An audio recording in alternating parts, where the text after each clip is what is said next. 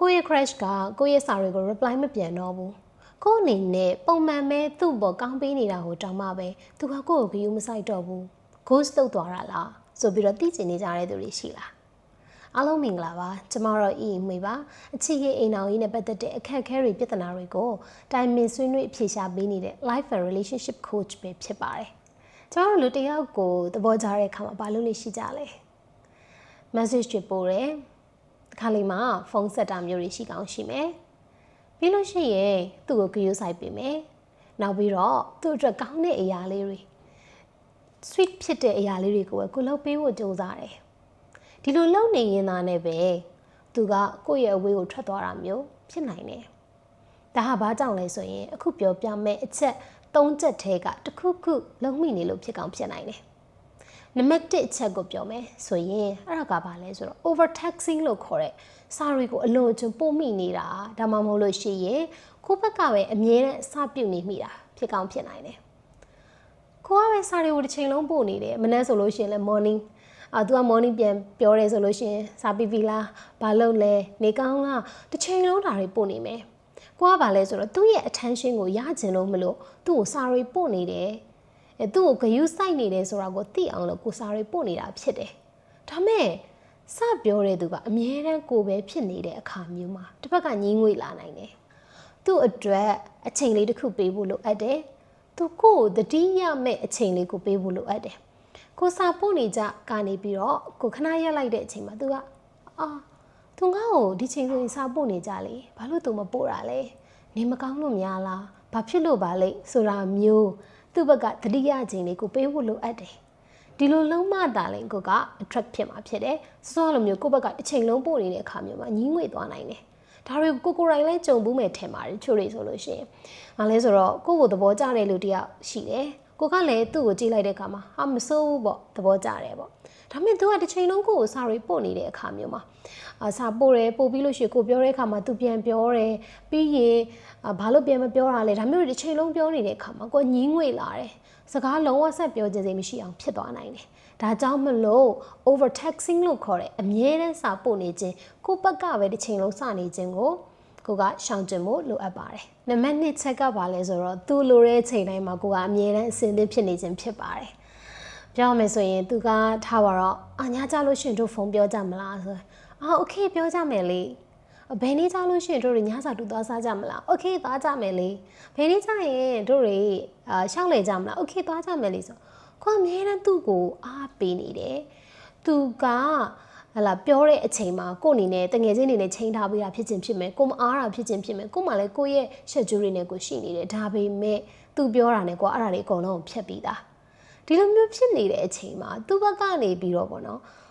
သူကငါ့ဘောအရန်ကိုညှွတ်ကြနေပါလားအရန်ကိုကြွေးကြနေရပါလားဆိုပြီးတော့ဖြစ်သွားမယ်အဲ့ဒီအချိန်မှာတန်မိုးထားမှုလျော့သွားမယ်ဆိုတော့ကိုပေါ်ကိုသဘောကျလာဖို့ဆိုတဲ့အချိန်မှာကိုအမြဲတမ်းအားပေးနေဖို့မလိုပါဘူးဒါကကို့မှာလည်းပဲကို့အလုပ်ချိန်နဲ့ကိုရှိတယ်ဆိုတာလိုမျိုး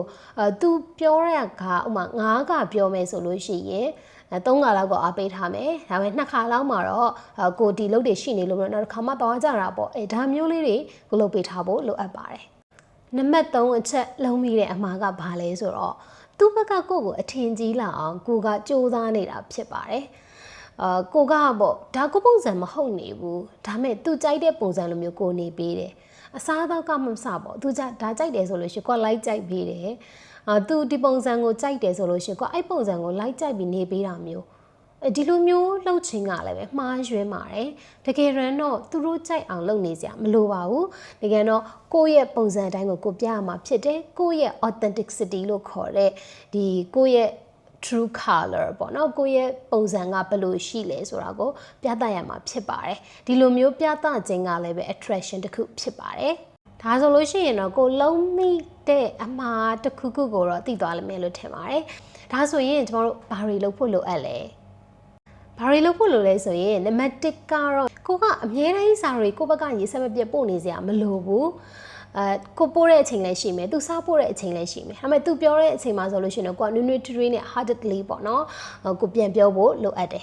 နောက်တစ်ခုကကြတော့ဘာလဲဆိုတော့ကျမတို့တွေဒီ ကို့အနေနဲ့ပေါ့နော်ကိုယ့်ရဲ့အလုပ်ရှိမယ်ကိုလုံနေတဲ့အကြောင်းအရာတွေရှိမယ်အဲ့ဒါတွေနဲ့ကိုအလုပ်ရှုပ်နေတယ်ဆိုလို့ရှိရင်အဲ့အလုပ်ရှုပ်နေတဲ့နေရာမှာပဲနေပါ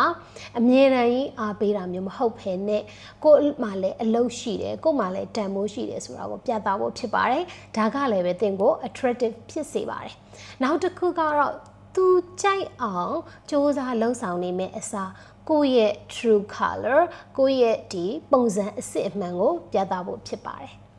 ကဲဒါဆိုလို့ရှိရင်တော့ crash နဲ့ပတ်သက်ပြီးတော့မလုံရမယ့်အချက်တွေလုံရမယ့်အချက်တွေကိုသိသွားပြီလို့ထင်ပါတယ်ကိုက